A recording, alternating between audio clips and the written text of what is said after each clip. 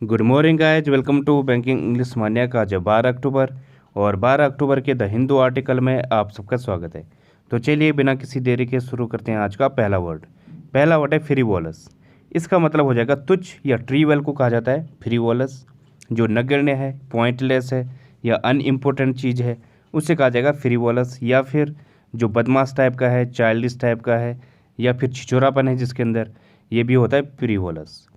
Synonym क्या होंगे इसके? चाइल्डिश, फुलिश, फिलिपेंट, ये इसके सिनोनिम होंगे। फिलिपेंट जो छिचोरापन है जिसके अंदर, या बदमाश है, ठीक है, ये होता है फिलिपेंट। कुछ और सिनोनिम इसके जैसे पैटी, पैल्ट्री, ये भी इसके सिनोनिम होंगे। इनका मतलब भी जो तुच्छ है, नगण्य है। जैसे don't bother me with your petty question, अपने तुच्छ क्वेश्चनों से मुझे परेशान मत करो, ठीक है, ये होता है। प्यूराइल, चाइल्डिश, जो जिनके अंदर छिचोरापन है या बदमाशी है, ये होता है प्यूराइल और चाइल्डिश। नेगलिंग होगा, तुच्छ चीज़ों को कहा जाएगा, तो ये भी इसके सिनोनिम होंगे। एंटीनिम क्या होगा इसका? जो इम्पोर्टेंट है, सीरियस है, वाइटल है, ये इसके एंटीनिम होंगे। एग्जाम्पल होगा इसका, I think he sees her as a frivolous young women. मुझे लगता है वो उसे एक तुच्छ यंग वुमेन के रूप में देखता है। यहाँ पे जो इमेज में दिख रहा होगा, ये तुच्छ चीज़ों पर खर्च कर रही है, ठीक है। जो शॉपिंग हो रही है कैसी चीज़ों पर हो रही है? तुच्छ चीज़ों पर हो रही है, जो अनइम्पोर्टेंट है, पॉइंटलेस है, तो ये होगा। अगला वर्ड है प्रोप्राइटी। इसका मतलब होता है शिष्टाचार या फिर डिकोरम को कहा जाएगा प्रोप्राइटी। डिकोरम क्या होता है? जो आपके अंदर सदाचारी होती है या मर्यादा है या फिर शिष्टाचार है, ये होता है डिकोरम।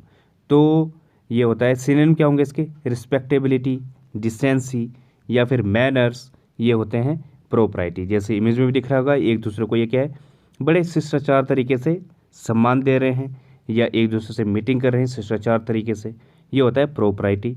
जिनके अंदर क्या होता है, कोई मॉडेस्टी, प्रोटोकॉल, सिविलिटी, ठीक है, ये होता है। कर्टेसी होगा इसका एक सिनोनिम। इसका मतलब भी क्या होता है? शिष्टाचार। और क्या होता है? एटिकेट होता है, जो आपके अंदर तमीज़ होती है, एटिकेट होता है, ठीक है। रेक्टिट्यूड, ये भी इसका एक सिनोनिम होगा, जिसके अंदर क्या है, काफ़ी शिष्टता है या निष्कपटता है, ईमानदारी है, ठीक है, इस टाइप का। एंटीनिम क्या होगा इसका? इम्प्रोप्राइटी, वल्गरिटी, इंडिसेंसी, ये इसके एंटीनिम होंगे। इम्प्रोप्राइटी जो अशिष्टता है, वल्गरिटी भी क्या होता है? अशिष्टता या बेहुदापन। इंडिसेंसी भी क्या होता है? कोई धिष्ठा करना या फिर निर्लजता, ठीक है, ये होता है इंडिसेंसी। एग्जाम्पल होगा इसका, she always behaves with the utmost propriety. वो जो है हमेशा अत्यंत शिष्टता से बिहेव करती है या व्यवहार करती है, ठीक है, तो ये होगा। अगला वर्ड है अनरेवल। इसका मतलब हो जाएगा सुलझाना या सॉल्व करने को कहा जाएगा अनरेवल। या किसी चीज़ का जब कोई डिस्क्लोज होता है, खुलासा होता है, या फिर कोई किसी चीज़ बात को समझ जाए, ये भी होता है अनरेवल। जैसे इमेज में दिख रहा होगा, जो ताश के पत्ते हैं ये क्या हो चुके हैं? डिस्क्लोज हो चुके हैं, ठीक है, सामने वाले को दिख गए हैं, तो ये होता है अनरेवल। सिनोनिम क्या होंगे इसके? रिजॉल्व, वर्कआउट, डिसटेंगल, ये इसके सिनोनिम होंगे। एंटेंगल क्या होता है? किसी में फंसाओ, और डिसइंटेंगल मतलब सुलझाना या जो खुल जाए, इस टाइप का। वर्कआउट में भी क्या होगा? सुलझाने को कहा जाएगा। इसके लिए एक और वर्ड आता है एक्सट्रिकेट। इसका मतलब भी क्या होता है? सुलझाना या सॉल्व करना। पजल आउट होगा, पजल मतलब कन्फ्यूजन को कहा जाएगा, और पजल आउट मतलब वो कन्फ्यूजन अब आउट हो चुकी है, तो पजल आउट मतलब सुलझाना। एक और ईडियम आती है क्या? Get to the bottom of. इसका मतलब भी क्या होता है? जैसे पुलिस वाले होते हैं, वो केस के कहाँ तक जाते हैं? बॉटम तक जाते हैं और फिर उसको सॉल्व करते हैं, तो ये होता है get to the bottom of, ठीक है। एंटीनिम क्या होगा इसका? कॉम्प्लिकेट, टैंगल, पजल, ये इसके एंटीनिम होंगे। पजल मतलब आपको बता दिया मैंने, कन्फ्यूजन को कहा जाएगा। एग्जाम्पल होगा इसका, they were attempting to unravel the cause of death. वो जो है मृत्यु के कारण को का उजागर करने की कोशिश कर रहे थे, ठीक है, तो ये होगा। अगला वर्ड है डिसइंजीनियस। इसका मतलब होता है कपटी या डिसऑनेस्ट इंसान को कहा जाएगा डिसइंजीनियस। जो कैसा है? डिसीटफुल हो या मैंडेसियस हो, कनिंग टाइप का हो। कनिंग मतलब क्या होता है? धूर्तक को कहा जाता है या कपटी इंसान को कहा जाएगा, या जो चालाक है ये होता है कनिंग। मैंडेसियस भी क्या होगा? कपटी इंसान को कहा जाएगा। डिसीटफुल जो धोखा दे, ठीक है, तो इस टाइप का सेंस देता है डिसइंजीनियस। एक और वर्ड होता है डुप्लिसिटस। इसका मतलब भी क्या होगा? जो कपटी है या फिर दोहरी नीतियों वाला है, चालबाज है, ये होता है डुप्लिसिटस। फील्ड होगा, ये भी एक चालबाज होता है, ये एक और सेंस भी देता है, जो भूतिया टाइप का है, या फिर कैसा है? दुष्ट टाइप का है, बुरी आत्मा है, उसे कभी कहा जाता है फील्ड, तो ध्यान देना। एंटीनिम क्या होगा इसका? ऑनेस्ट, सिंसियर, जेन्युइन, कैंडिड, ये इसका एंटीनिम होगा। और अनकैंडिड क्या होगा? कपटी इंसान। कैंडिड जो बिल्कुल साफ सुथरा इंसान है, क्लियर इंसान है, ये होता है कैंडिड। एग्जाम्पल होगा इसका, don't play with him, he is a disingenuous boy, उसके साथ मत खेलो, वो एक कपटी लड़का है, ठीक है, या धूर्त लड़का है। अगला वर्ड है अपीलिंग, इसका मतलब होता है आकर्षक या अट्रैक्टिव को कहा जाएगा अपीलिंग। जैसे इमेज में दिख रहा होगा, ये प्लेस काफ़ी अट्रैक्टिव है, अपीलिंग है, ठीक है। इसका एक और मीनिंग होता है, वो होता है किसी से अनुरोध करना, रिक्वेस्ट करना। जैसे कि कोर्ट में होता है, जो वकील होते हैं वो जज से क्या करते हैं? अपील करते हैं, या किसी केस के लिए कि आगे बढ़ा दिया जाए, तो ये होता है अनुरोध करना, अपील। तो दोनों ही ये मीनिंग देगा। इस कुछ और सिनोनिम इसके, जो चार्मिंग होता है, एल्योरिंग होता है, काफ़ी जो आकर्षक है, ठीक है। एंटीनिम क्या होगा इसका? जो अनअपीलिंग है, अनाकर्षक है, डिस्गस्टिंग है, ऑब्नोक्सियस, घृणित है, ओडियस है, ठीक है, ये भी इसके एंटीनिम होंगे। अनइनवाइटिंग, अनएल्योरिंग, इस टाइप के भी ये सेंस देगा। अनइनवाइटिंग मतलब अनाकर्षक, या जो आपने जिसकी उपेक्षा नहीं की थी वो है। एग्जाम्पल होगा इसका, village life is somehow more appealing than cities, जो गांव की जो लाइफ है वो सिटीज़ की लाइफ से ज़्यादा अट्रैक्टिव है, ठीक है। अगला वर्ड है मेलनकोली, इसका मतलब होता है उदासी भरा या सोरोफुल को कहा जाएगा मेलनकोली। सिनोनिम होंगे इसके प्लेंटिव, पेंसिव, फॉरलॉर्न, ये इसके सिनोनिम होंगे। फॉरलॉर्न जब किसी को असहाय छोड़ दिया जाए, ठीक है, अकेला ही, ये होता है। पेंसिव काफ़ी उदासीन भरा मूड। प्लेंटिव भी क्या होता है? उदासी, तो ये इसके सिनोनिम होंगे। विस्टफुल एक अच्छा वर्ड है, इसका मतलब भी क्या होता है? उदासी भरा। डाउनकास्ट होगा, तो ये भी इसके सिनोनिम होंगे। डाउनकास्ट मतलब जो काफ़ी उदास है। एग्जाम्पल होगा, ये एंटीनिम होगा इसका, चेयरफुल, ब्लिसफुल, एनलिवन, रैप्चर, ब्लाइथ, ये इसके एंटीनिम होंगे। ब्लाइथ मतलब जो बहुत ज़्यादा खुश है, हर्षित है। रैप्चर में इसमें क्या होता है? हर्षित। एनलिवन जो बहुत ज़्यादा खुश है। ब्लिसफुल, चेयरफुल, हर्षित इंसान को कहा जाएगा, ठीक है, तो ये इसके एंटीनिम है। हैप्पी। एग्जाम्पल होगा इसका, the music suited her melancholy mood, जो म्यूजिक है वो उसके उदासी भरे मूड पर फिट बैठता है, ठीक है, तो ये होगा। तो गाइस अगला वर्ड है स्लसी, इसका मतलब होता है भावुकतापूर्ण या फिर सेंटिमेंटल को कहा जाएगा स्लसी, जैसे इमेज में भी दिख रहा होगा। इसका एक और मीनिंग होता है, वो होता है मटी, मतलब जो कीचड़ है उससे कहा जाएगा स्लसी, तो ये दो मीनिंग देता है। सिनोनिम होंगे इसके ओवर इमोशनल, गसी, सोबी, इनका मतलब भी क्या होता है? भावुकतापूर्ण। एक वर्ड होता है बथेटिक, इसका मतलब भी जो बहुत ज़्यादा भावुक है, बहुत ज़्यादा इमोशनल है, उसे कहा जाएगा बथेटिक। मॉडलियन होता है, मॉडलियन भी भावुकतापूर्ण। सोपी, मॉकिस, ये भी इसके सिनोनिम होंगे। मॉकिस जो बहुत ज़्यादा भावपूर्ण है, यस, जैसे दैट मूवी वॉज मॉकिस, जो मूवी थी बहुत ज़्यादा भावुकता भरी थी, ठीक है, तो ये होगा।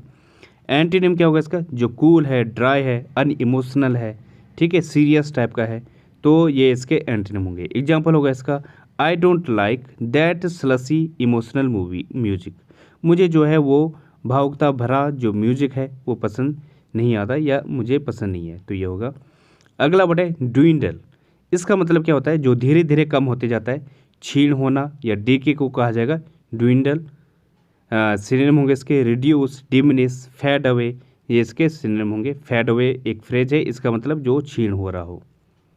अबैट होगा, अबैट मतलब क्या होगा? जो कम हो रहा है। एबिंग होगा, तो ये इसके सिनोनिम होंगे। एंटीनिम क्या होगा इसका?